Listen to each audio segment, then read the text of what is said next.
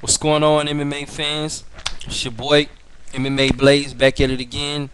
Here to do another video. I know it's been a little while, but I had to let a few things soak in that's been going on in the MMA world lately. But here I am, back at it again. Man, now this video right here is going to be about upcoming events, upcoming fights that's going on, in the MMA world. The UFC. And about past fights and what I think about things and that happened in the past events such as UFC 127. So yeah. Anyways, I just want to say first off, let me say something about Michael Bisping. Okay, him and the Jorge Rivera fight. It was a lot of shit talking. For this fight, mostly from the part of Jorge Rivera and his camp, and Michael Bisping, kind of bit his tongue for a little bit, but at the end, I guess he held it in so long, he kind of started letting it out toward the end. I guess he didn't want anybody to think he was afraid of Jorge, or I guess he just wanted to, he felt the need to where he wanted to bite back and really teach Jorge a lesson. So let me get into this. There's a lot of controversy going on about this right now. I'm gonna give my honest opinion on what I think about this thing. All right. Now, I believe that Jorge Rivera really didn't mean anything personal towards Michael Bisping, but you have to be prepared when you do the type of shit that he was doing. Yeah, you can say one thing, yeah, it's a sport, and you have to understand and accept the fact that you're gonna have to be a good sportsman and deal with that kind of stuff because that's how you hype fights and that type of stuff goes on and yada yada yada. Look, man, hyping fights is one thing, but when you're just constantly chewing at a guy, nagging at a guy after a guy hasn't really done anything to you and said he hasn't even really had a problem with you, you gotta understand sooner or later that guy's gonna get pissed off. And he's going to be looking to retaliate. He's going to bite back with the war of words. And, like I said, I love a good shit talker, period, when it comes to MMA and fights and just stuff like that because it makes for a more exciting fight. But, I didn't think that Jorge did anything too disrespectful, but it just depends on what type of guy you are. Like Michael Bisping, I heard Michael Bisping said that he talked about his family or something. I don't know how true that is, but if he did, that's getting kind of personal to me. And me personally, I would get pissed off about something like that too. But I think Jorge was just, he's been around for a long time. He's had a long career. He's an old guy now. He's getting older. He's getting closer to 40. And I just believe he was going for it. That's what I think he was doing. I believe he was trying to do. And like Michael Bisping said, he putting himself out there just for some fame and some YouTube hits. And he's trying to, basically try to pull a Chael Sonnen almost. You know what I'm saying? Not quite as bad, but just looking for that recognition. Even though he already has recognition, but not as much as he probably would like. And like I say, he's probably facing toward the end of his career and stuff. He's getting older, and honestly, yeah, I just believe he just said, look, I got an opportunity to fight a guy named Michael Bisping, and he's pretty popular in the UK. And UFC is trying to blow him up real big to make him be that it guy, and he's got a pretty big name. So I just think he tried to go for it, and that's what happened. But about Michael Bisping, what I want to say. I really like Michael Bisping. I cannot lie to you. I cannot say that I'm not a Michael Bisping hater. I'm not one of those guys who really hate Michael Bisping. Don't get me wrong. I will say this. Now I have to admit, when Michael Bisping first made it off the Ultimate Fighter, when he won the show, and right after that, when he started fighting, I fucking hated that guy. So you know what? Maybe a lot of people still think that's the same Michael Bisping, and that's probably why they still hate him. They probably can't really see the change in him. But honestly, I've seen a dramatic, big change in Michael Bisping. Michael Bisping is really a cool guy from what I can see. He's nice. He has those great blogs, and I really like this guy now. I like to say, he's one of my favorite fighters now. So I don't know why so many people give him shit. He's just a fighter with a lot of pride. Yeah, he may have a little bit of a temper, but who doesn't? You're in a sport. You're a fighter. You know what I'm saying? He can't help it if all the fame and the glamour comes with this shit. You know, the rock star lifestyle that the UFC puts in front of you. You know, when you start blowing up, and you know, these guys are fighters first and foremost, and you know, it's a sport. But you have to understand, this is a contact sport, and guys are going to get pissed off, man. And some people are going to like you, some people are not going to like you. But for the most part, I did not like Michael Bisping at first, but the more and more I watch this guy in his interviews and watch him fight, I come to see that he really doesn't mean anything about it. He's not that bad of a, he's not a bad person, that bad of a guy. I think you people need to pay attention a little bit more closer. But like I say, but about him losing his cool. First, it was a rumor that I heard, and I didn't want to believe about him going up to Jorge Rivera's corner and spitting at his corner after the fight. Now, damn, I'm not gonna lie to you. Now, we all do some things. I mean, we'll put it like this. I know all the MMA fighters, they probably do some things that they piss each other off, and they probably lose their cool sometimes, lose their temper. But spitting spitting on somebody or spitting at the corner, man, that's just damn, dog. I ain't gonna lie. That's I ain't gonna lie. That's a sure sign of disrespecting that. Now, I think he was really pissed off about the shit that they was doing, more than they even knew. You know, I believe that Michael Bisping was really pissed off about the shit that they was doing. I felt that he may have been embarrassed the way they were mocking him and impersonating him, and you know just talking the shit about him. So I just feel that he really had a lot of emotion pent up inside of him, so he lost his cool. But man, that's nasty. You know, he could have did something else, like flick him off, call him a bunch of bitches. You know what I'm saying? You know, just talk real bad about him. You know, they use words, but spitting at somebody is sick. Now, you know, but like I say, man. Now, if anybody deserved it, I don't think anybody deserved to spit on. But Chael Sonnen, I wouldn't give a fuck what happened to Chael Sonnen. I mean, I really cannot stand that guy. Like, honestly, I do not like Chael Sonnen. But he is an exciting fighter, though. But yeah, man. Nevertheless, you know, I think that do I think that Michael Bisping should be punished for it? I'm not gonna say I think he should be punished. And this is bullshit talk about the fucking rematch about him and Jorge. No, there was no need. There's no need to have a rematch between him and Jorge Rivera.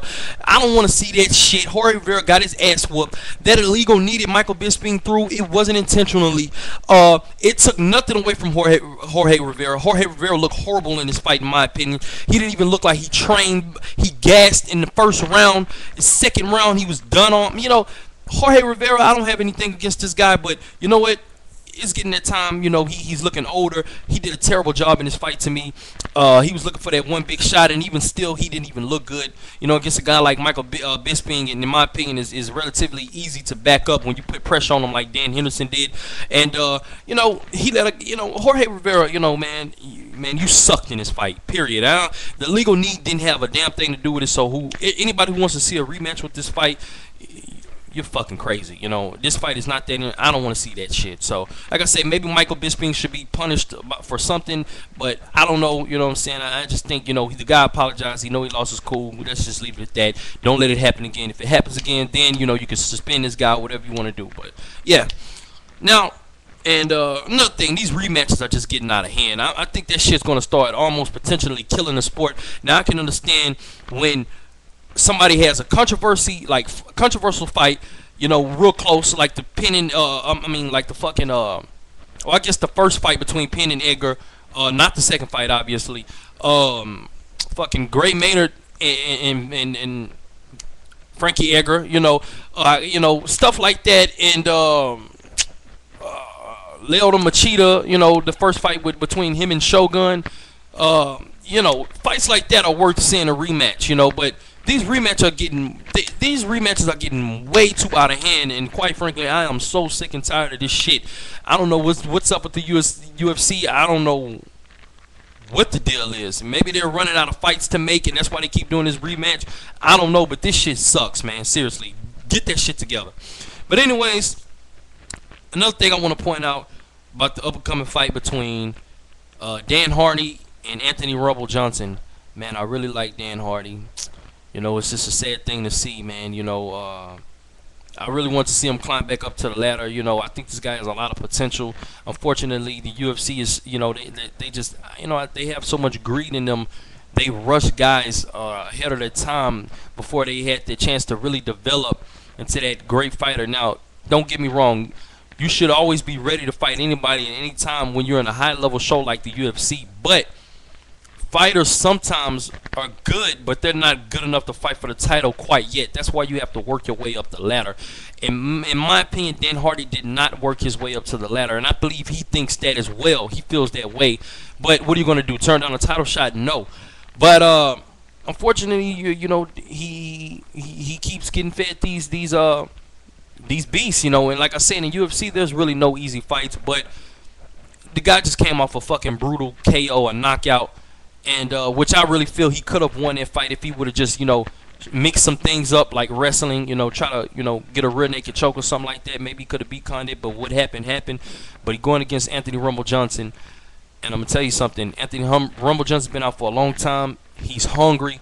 I know he's anxious to come back and prove a point, and I think he's gonna try to knock Hardy out. And I really don't want to see it happen because Dan Hardy is one of my favorite fighters, but I think he's gonna get knocked out. You know, I mean, you never know what could happen. I mean, I hope he can, you know, go in there, try to get Rumble to the ground somehow and get a submission. Because I don't think he want to play the stand-up game with Rumble. I don't give a damn how much they hype Dan Hardy up to have good stand-up. Yeah, he's more technical than Rumble, but they don't mean shit, you know. Dan Hardy does not hit as hard as people may think. Trust me, he knocked out Roy Merkham, a guy with a glass jaw who got knocked out by fucking lightweight. You know, a guy that was supposed to be, you know, who used to fight at lightweight, Nate Diaz, and Nate Diaz has pillow hands. Yes, Nate Diaz is one of my favorite fighters.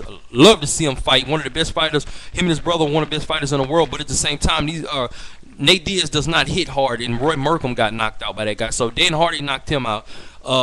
He rocked Swick a couple of times, but Swick has not been the same lately. I mean, you know, Paulo Fiago, you know what I'm saying?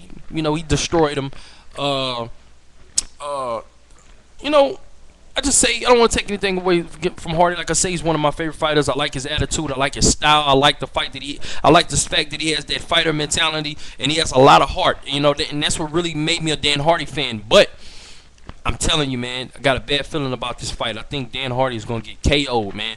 You know, Rumble Johnson, he's no slouch when it comes to wrestling either. You know, he's not the best in the welterweight division, but he's definitely can hold his own. He's a good wrestler. He's strong. He's big, and he has big power. Now, I think that with Hardy, what he wants to try to do in this fight is really try to come in there and really, you know, make Rumble think he's going to get into a stand-up match with him and always shoot for the takedown. Pressure him up against the fence. You know, he needs to use a Randy Couture type game plan in this fight, and then switch it up. And I think in the beginning he should do that to try to basically tire his arms out, so he won't have as much power and quick reflex in his strikes. You know, just implement that clinch and wear him out against the fence, and then start going for double leg takedowns, try to take him down the ground, try to work for the submission. Now Hardy has a chance in this fight, and I'm rooting for him, but I think Rumble's going to get it. Nevertheless, I will be back, man, to make another video, you know, to talk about UFC 129. Basically, I already made a video to that, but I got some other things in my head. I've been looking closely, and I went back and watched a lot of fights from Jake Shields and George St. Pierre, and I'm going to give my thoughts on what I think is really going to happen, you know, in that fight, you know, and what I think it takes for both of these guys to win. But I'm rooting for Jake Shields. Jake Shields is my favorite fighter right now. And yeah, man, what else? Let's see, what else can we talk about? Diego Sanchez versus Martin Kampmann. I know a lot of people think Diego Sanchez is going to win.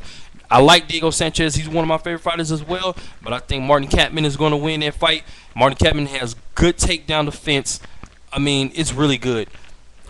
He has some good, he has some fairly good, but I think his striking is a bit overrated. You know what I'm saying? He has some good striking. He has some good Muay Thai. He has a very good ground game, very good grappler, jiu-jitsu, submission artist.